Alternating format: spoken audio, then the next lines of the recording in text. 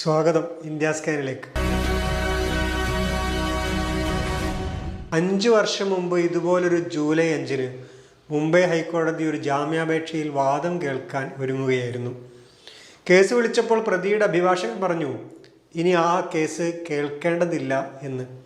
കാരണം മറ്റൊന്നുമല്ല, ജാമ്യം പ്രതീക്ഷിച്ച് 270 ദിവസം ജയിലിൽ കഴിഞ്ഞ ആ പ്രതി അപ്പോഴേക്കും ഈ ലോകത്തിൽ നിന്നും യാത്ര പറഞ്ഞിരുന്നു. മരിക്കുമ്പോൾ 84 വയസ്സ് പ്രായമുണ്ടായിരുന്ന മനുഷ്യൻ്റെ പേര് സ്റ്റാൻ സ്വാമി. വാർദ്ധക്യ സഹജമായ രോഗങ്ങൾക്കൊപ്പം പാർക്കിൻസൺസും കോവിഡിൻ്റെ പരിണിത ഫലങ്ങളും എല്ലാം കൂടി തളർത്തിക്കഴിഞ്ഞിരുന്ന മനുഷ്യനെ കൊലയ്ക്ക് കൊടുത്തത് നമ്മുടെ നീതിന്യായ വ്യവസ്ഥ അല്ലെങ്കിൽ മറ്റെന്ത് എന്നൊരു ചോദ്യം അന്ന് അന്തരീക്ഷത്തിൽ ഉയർന്നിരുന്നു. ജയിലിലെ 270 ദിവസങ്ങളിലും അദ്ദേഹത്തിന് പോരാടേണ്ടി വന്നു, അതും അടിസ്ഥാന ആവശ്യങ്ങൾക്കായി.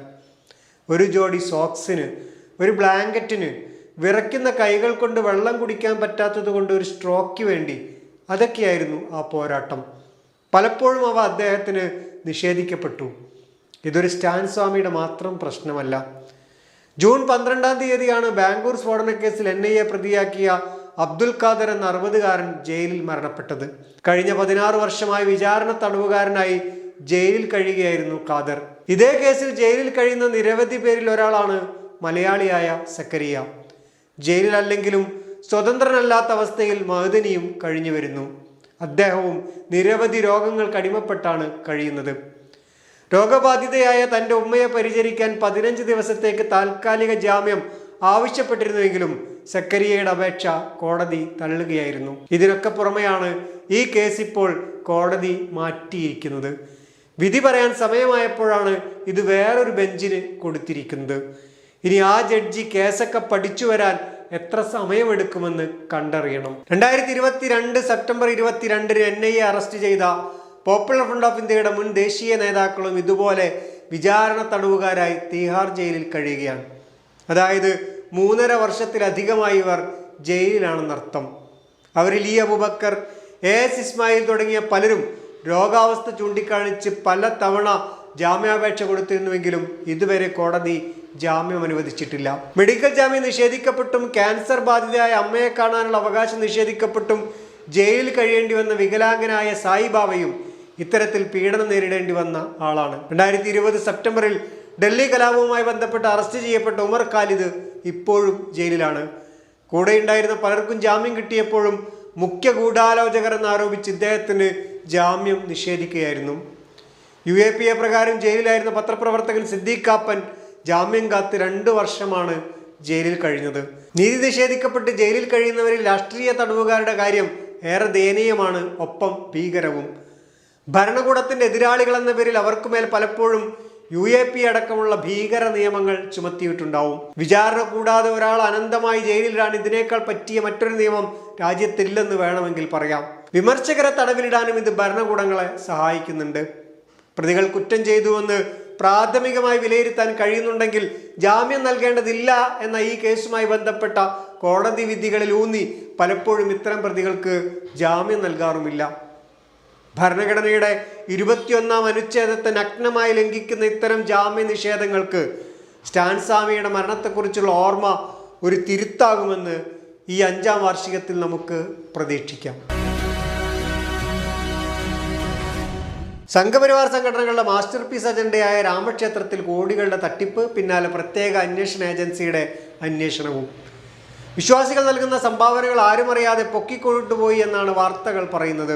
രാമക്ഷേത്രം സത്യത്തിൽ ഒരു അമ്പലം മാത്രമല്ല, ബാബരി മസ്ജിദ് തകർത്ത് നിർമ്മിച്ച ക്ഷേത്രം എന്നതിനപ്പുറം വർഷങ്ങൾ നീണ്ട രാഷ്ട്രീയ ധ്രുവീകരണത്തിൻ്റെ കേന്ദ്രബിന്ദു, ഭരണകൂടമടക്കം പങ്കെടുത്ത ഗൂഢാലോചന ഫലം, ജനകീയമായ ഫണ്ട് ശേഖരണം, ജനവികാരത്തിൻ്റെ മുതലെടുപ്പ്, അങ്ങനെ ഒരുപാട് വിശേഷണങ്ങൾ ഈ അമ്പലത്തിന് ചേരുന്നതായിട്ടുണ്ട്. സുപ്രീം കോടതിയുടെ വിധിയെ തുടർന്നാണ് രാമക്ഷേത്ര നിർമ്മാണത്തിന് ട്രസ്റ്റ് രൂപീകരിക്കപ്പെടുന്നത്.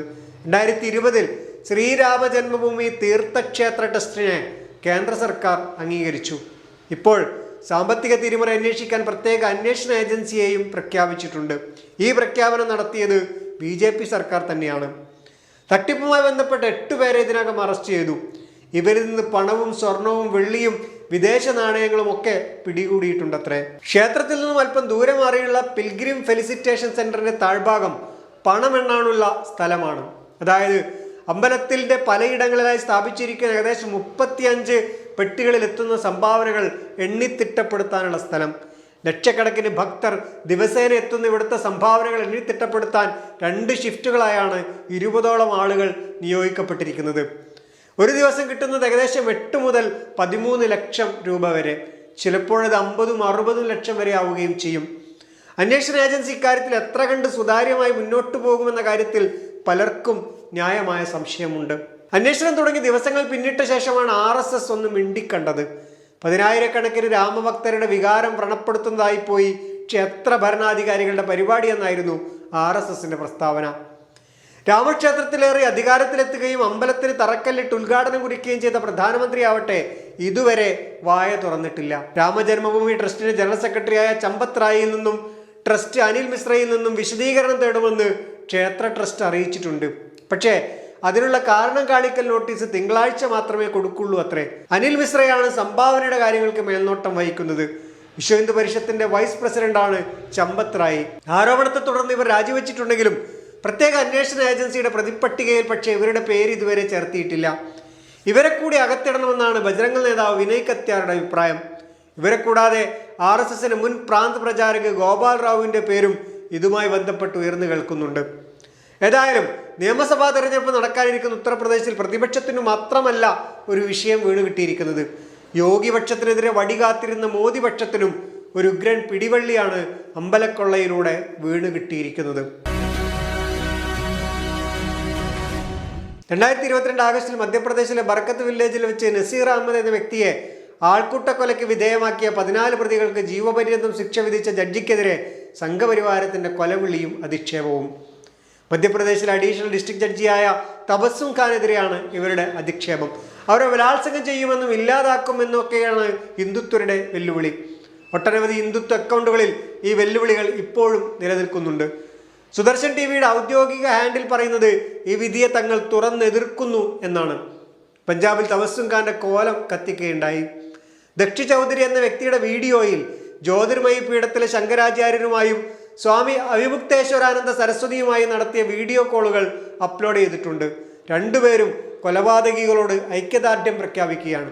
പക്ഷേ തബസ്സും ഖാൻ എന്ന ജഡ്ജിയോട് ഐക്യദാർഢ്യം പ്രഖ്യാപിക്കേണ്ടവർ പോലും ഒന്നും അറിഞ്ഞില്ല എന്ന മട്ടിൽ ഇരിപ്പാണ്. ഇന്നത്തെ ഇന്ത്യ സ്കാൻ ഇവിടെ പൂർണ്ണമാകുന്നു. അടുത്ത ആഴ്ച വീണ്ടും കാണാമെന്ന പ്രതീക്ഷയോടെ നന്ദി.